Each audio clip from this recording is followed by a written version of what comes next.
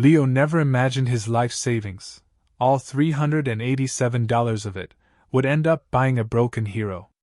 He'd counted the wrinkled bills and heavy coins every night for 2 years, the jar a testament to skipped ice creams and birthday money squirreled away for a state-of-the-art telescope.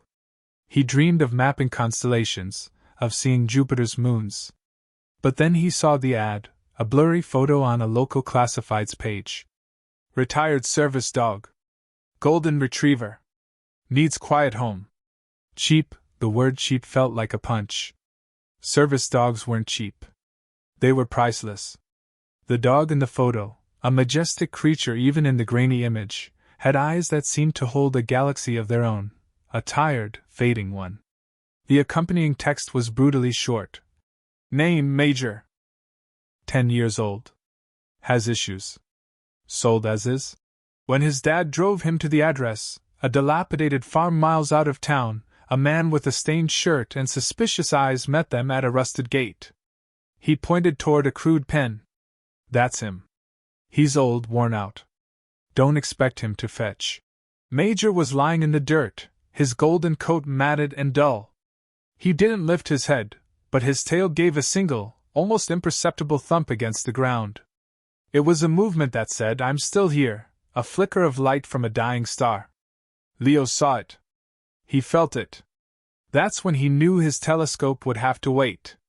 He looked at the man, then back at the dog, and realized the truth wasn't that the dog was old, the truth was that he had been discarded. What his small act of compassion would uncover, however, would leave not just him, but his entire town, breathless.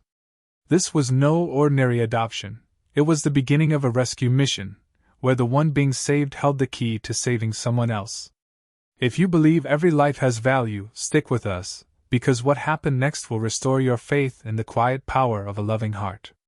The car ride home was unnervingly silent. Major lay on the back seat, a heavy, breathing stillness that filled the small space with a profound sense of sorrow. He didn't pant, didn't look out the window, didn't nudge Leo's hand for a reassuring pat. He just existed, a warm weight of resignation. Leo's father, a kind man named Tom, kept glancing in the rearview mirror, his brow furrowed with a mixture of pride and concern. "You did a good thing, son," he said, his voice soft. "A really good thing. But we need to be prepared. He's an old fella." Leo just nodded, his gaze fixed on the dog. He didn't see an old fella. He saw a king without a kingdom, a soldier whose war was over but whose wounds had never been tended.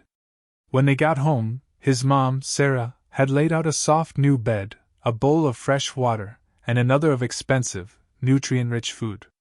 She knelt down, her voice a gentle coo. "Hello, Major. Welcome home, sweet boy." Major slowly rose from the car, his movements stiff and deliberate. He walked with a slight limp Leo hadn't noticed before. He ignored the bed, ignored the food, and padded silently to the farthest corner of the living room, collapsing onto the cool hardwood floor with a deep, shuddering sigh. He turned his face to the wall, a clear and heartbreaking rejection of their welcome. Days turned into a week. Major remained a ghost in their home. He ate only when Leo sat on the floor beside him, pushing the bowl gently toward his nose, whispering words of encouragement. "It's okay. You're safe here. Just a little bit." He drank water, but without enthusiasm. He never made a sound, no barking, no whining, no playful growls. The silence was the most unnerving part. It was as if he had forgotten how to be a dog. Leo's parents exchanged worried looks over his head. "Maybe he's just taking a long time to adjust," Sarah would say, though her voice lacked conviction. "He's grieving his old life, his handler," Tom would add. But Leo felt it was something more. He would lie on the floor near Major, reading his astronomy books aloud, hoping the steady drone of his voice would be a comfort. He told Major about nebulae and supernovas, about the vast, quiet expanse of space. Sometimes he thought he saw a flicker of interest in the dog's amber eyes, a slight softening of his posture. But then it would be gone, and Major would once again be lost in his own desolate universe. Leo refused to give up. Every dollar he had ever saved had been an investment in this life, and he would not let it fail. He spent every moment he could with the dog, foregoing video games and time with friends. His world, once aimed at the stars, had shrunk to the four corners of a living room and the silent, breathing creature in the corner. Then the episodes began. It started subtly. A low, guttural whine that seemed to come from deep within his chest, a sound of pure anguish. His body would go rigid, a fine tremor running through his powerful frame. His eyes would dart around the room, wide with a terror Leo couldn't comprehend. He wasn't looking at anything. He was looking through it, at a memory only he could see. The first time it happened, Leo's parents rushed in, thinking he was having a seizure. But just as quickly as it began, it would end. Major would go limp, his breath coming in ragged gasps, and then he would retreat further into himself, a profound exhaustion settling over him like a shroud. Leo was the only one who could bring him back. He would wrap his arms around the dog's thick neck, pressing his cheek against his fur. "I'm here," he'd whisper, over and over. "It's okay. I'm right here. You're safe." The dog's trembling would slowly subside under the boy's touch, his rigid muscles relaxing. He would lean his heavy head against Leo's small shoulder, a silent admission of trust. It was in those moments that their bond was forged, not in play, but in shared pain. Leo started keeping a journal, noting every detail. The episodes were random at first, but he began to see a pattern. The rumble of a garbage truck, the sharp scent of bleach from the laundry room, a specific high-pitched frequency from the television, these things were triggers. They were keys unlocking a room in Major's mind that was filled with horror. Leo's parents saw the connection, too. They saw how their quiet, reserved son had become a fierce protector, a 10-year-old guardian to a wounded giant. Sarah started researching PTSD in military dogs, her nights spent reading articles and forums, searching for answers. The symptoms matched. The hypervigilance, the panic attacks, the emotional numbness. It explained the psychological torment, but it didn't explain the physical decline. Major was losing weight, his coat growing thinner. The limp in his back leg was becoming more pronounced. He seemed to be fading before their eyes. One evening, a car backfired on the street outside. The sound was like a gunshot. Major didn't just startle, he erupted. He scrambled to his feet, howling a sound of pure, unadulterated terror, and tried to bolt. He slammed into the sliding glass door, his claws scrabbling for purchase on the smooth surface. He crashed into a table, sending a lamp flying. It wasn't a panic attack, it was a desperate, primal attempt to escape. Leo threw himself in front of the dog, grabbing his collar. "Major, stop! It's me! It's Leo!" The dog's eyes were wild, unseeing.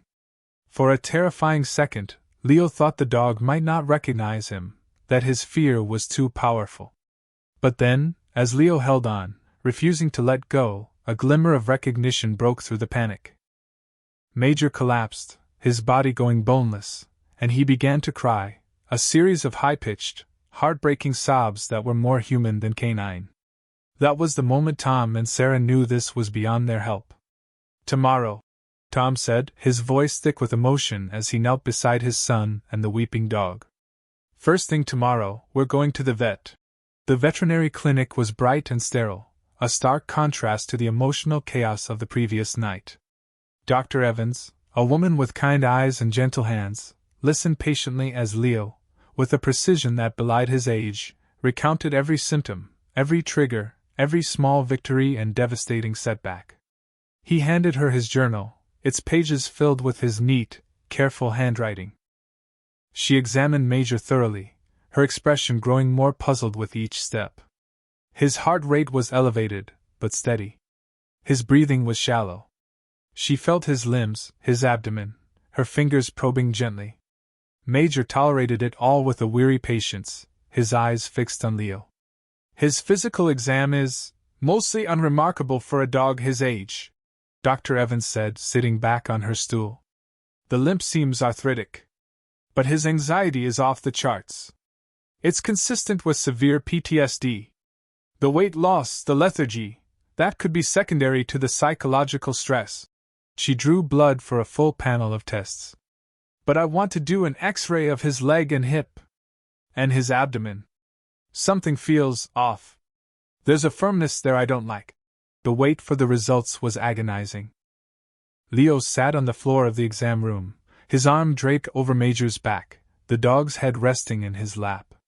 He felt a cold dread creeping into his heart. He had spent his savings to give this dog a peaceful retirement, a safe haven. The thought that he could be harboring a painful, hidden disease was unbearable. Dr. Evans returned, her face grim. She pulled up the X-ray images on a large monitor. The good news is his hip is just standard arthritis. Manageable, she paused, taking a deep breath. The bad news is what we found here. She pointed to a shadowy mass in Major's stomach. This is a large, dense object. Given its size and his symptoms, I'm almost certain it's a tumor.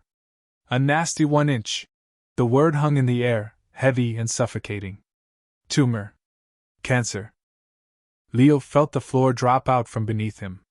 He looked down at Major, who blinked slowly, oblivious. What does that mean? Leo asked, his voice barely a whisper. It means we have 2 options, Dr. Evans said gently. We can manage his pain and keep him comfortable for as long as he has. Or we can attempt a high-risk surgery to remove it. Honestly, given his age and his weakened state, his chances of surviving the operation are not great. Maybe 50-50. Tom put a hand on Leo's shoulder. And the cost, it would be significant. Dr. Evans finished, her gaze full of sympathy. Leo didn't hear the rest. All he heard was 50-50. It wasn't 0. It was a chance. He looked from his father's worried face to his mother's tear-filled eyes, and then back to the dog who trusted him. He had bought this life. He couldn't be the one to sign its death warrant. We have to try, Leo said, his voice shaking but firm. We have to. He deserves a chance. His parents looked at each other. The cost would be a strain, a significant sacrifice. But then they looked at their son, his face a mask of fierce, desperate love, and they saw he had already made the decision. They were just catching up. Okay, Leo, Tom said, squeezing his shoulder. We'll try. The day of the surgery was gray and cold, the sky a blanket of unwept tears. Leaving Major at the clinic was one of the hardest things Leo had ever done. The dog seemed to know. He whined softly, pressing his body against Leo's legs, refusing to walk with the veterinary technician. Leo knelt down, burying his face in Major's fur, which now smelled of antiseptic and fear. You have to be brave, he whispered, his own bravery failing him. You're a hero. You can do this. I'll be waiting right here for you. I promise. The hours that followed were the longest of Leo's life. He, his mom, and his dad sat in the waiting room, a silent, anxious trio. Leo couldn't read. He couldn't talk. He just stared at the clock, each tick a hammer blow against his heart. He pictured Major on the operating table, vulnerable and alone. He prayed to a universe he usually observed through a lens, pleading for the life of this one, singular star. 4 hours crawled by. Then 5. Finally, the door opened, and Dr. Evans appeared. She wasn't wearing the sorrowful expression they had been dreading. She wasn't smiling either. Her face was a canvas of pure, unadulterated shock. She was holding a clear plastic bag containing a small, mud-caked object. He's stable, she said, her voice breathless. He's going to make it. Relief washed over Leo so powerfully his knees felt weak. But his relief was immediately replaced by confusion. Dr. Evans held up the bag. We went in to remove the tumor, she said, her eyes wide. Only it wasn't a tumor. Inside the bag was a small, hard rubber ball, the kind used for training retrieval dogs. It was worn and pitted with teeth marks. But that wasn't the strangest part. The ball had been sliced open and resealed with a thick, waterproof adhesive. It had been intentionally modified. Dr. Evans carefully cut the seal with a scalpel. Inside the hollowed-out ball was a small, plastic-wrapped package. She unwrapped it to reveal a tiny memory card, the kind used in a digital camera or a phone. They all stared at it, a minuscule piece of technology that had been masquerading as a terminal illness inside a hero dog. "What is that?" Sarah asked, her voice trembling. "I don't know," Dr. Evans admitted. "But a dog doesn't swallow something like this by accident. Someone made him swallow it. The blockage it was causing, the pain, the inflammation, it mimicked a fast-growing cancer perfectly. His body was trying to fight it." Suddenly it all clicked into place for Leo. The shady seller? Sold as is? Has issues. The desperation to get rid of the dog for almost nothing. This wasn't a sick dog being retired. This was evidence being buried. Major wasn't just a patient, he was a witness.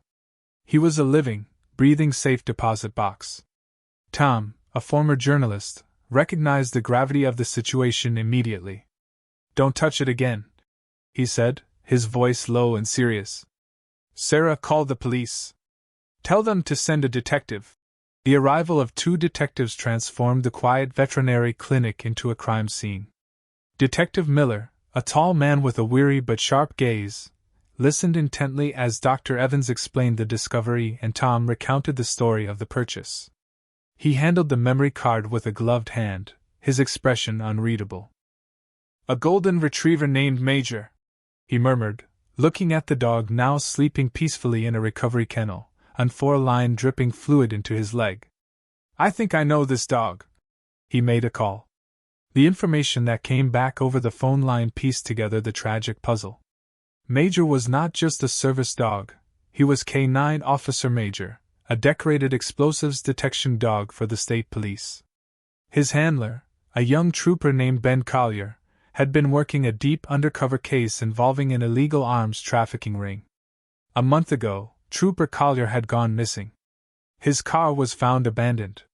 The official theory was that he'd been compromised and had to disappear. Major had been found wandering near the same area a week later, malnourished and distressed. Without his handler to speak for him, and with the department in turmoil over Collier's disappearance, he was processed out. The system, cold and bureaucratic, had failed him. He was mistakenly labeled as psychologically unstable and medically unfit, and quietly auctioned off as surplus equipment. The man who sold him to Leo was one of the suspects in the arms ring. He must have recognized the dog, bought him for pennies, and intended for the evidence inside him to die with him in some forgotten corner of a field. The memory card was a bombshell. It contained encrypted files, but the police technicians broke them quickly. It held everything: names, locations, shipment manifests, and video evidence Collier had secretly recorded. It was the entire case, a parting gift from a hero who knew his time was running out. He had entrusted his life's work, and his own justice, to his loyal partner in the only way he could. Major had been carrying his handler's legacy, a truth that was slowly killing him. The information led to a series of coordinated raids across the state. The entire ring, including the man who had sold Major to Leo, was brought down. But the most stunning discovery came from a decrypted GPS coordinate on the card. It led investigators to a remote, abandoned hunting cabin. In the basement, they found Trooper Ben Collier. He was alive. He had been held captive for weeks, beaten but not broken, refusing to give up the location of his evidence. His first question, after being told he was safe, was, "Where's my dog? Where's Major?" The reunion was something no one who witnessed it would ever forget. Ben, still bruised and walking with a limp, was brought to the veterinary clinic. Leo and his family were there, waiting. When Major was led into the room, he stopped. His ears perked. His body went tense, but not with fear, with recognition. He let out a soft whine. "Major?" Ben whispered, his voice cracking. The dog's tail, for the first time since Leo had met him, began to wag. Slowly at first, then faster and faster, until his whole body was wiggling with a joy so pure it was breathtaking. He bounded across the room and leaped into Ben's arms, showering him with licks, his cries a symphony of relief and love. The two heroes were reunited. Leo stood back, watching with tears streaming down his face. He felt a pang of sadness, the fear of losing the dog he had come to love so deeply. Ben saw the boy standing in the corner, his small hands clenched. He knelt down, keeping one arm around Major, and beckoned Leo closer. "You're Leo, right?" he asked, his voice thick with gratitude. "They told me what you did. You saved him." Leo just nodded, unable to speak. "You didn't just save him," Ben continued, his eyes locking with Leo's. "You saved me. You saved everything. That money you spent, you have no idea what it really bought." Major, as if sensing the shift, turned and licked Leo's hand, then nudged his head against Ben's chest, connecting them. In that moment, they weren't two owners. They were a team. A family forged in crisis. Ben made a decision right there. He was facing months of physical therapy. He couldn't give Major the active life he deserved, not yet. And he saw the profound bond between the boy and the dog. "I want you to keep him," Ben said, his voice firm. "Co-own him with me. He needs you, Leo. You're his family now, too. You're the one who heard him when he couldn't speak." A year has passed. The telescope sits in the corner of Leo's room, but his gaze is rarely turned toward the sky anymore. His universe is here, on Earth. Major is a different dog. The haunted look in his eyes is gone, replaced by a gentle, steady light. His coat is thick and shiny, his limp is barely noticeable thanks to medication and care, and his tail is a perpetual motion machine. He divides his time between two homes. He spends weekdays with Leo, their bond a quiet, constant presence in the house. They take long walks, Major's pace now easy and confident. He plays fetch in the backyard, his movements full of a joy Leo once thought was lost forever. On weekends he's with Ben, who is now back on his feet and preparing to return to the force. The sight of the trooper and his canine partner, two survivors walking side by side, is a symbol of hope for the entire community. What began as a 10-year-old boy's simple act of pity for a sick, old dog became a story of incredible courage, loyalty, and redemption.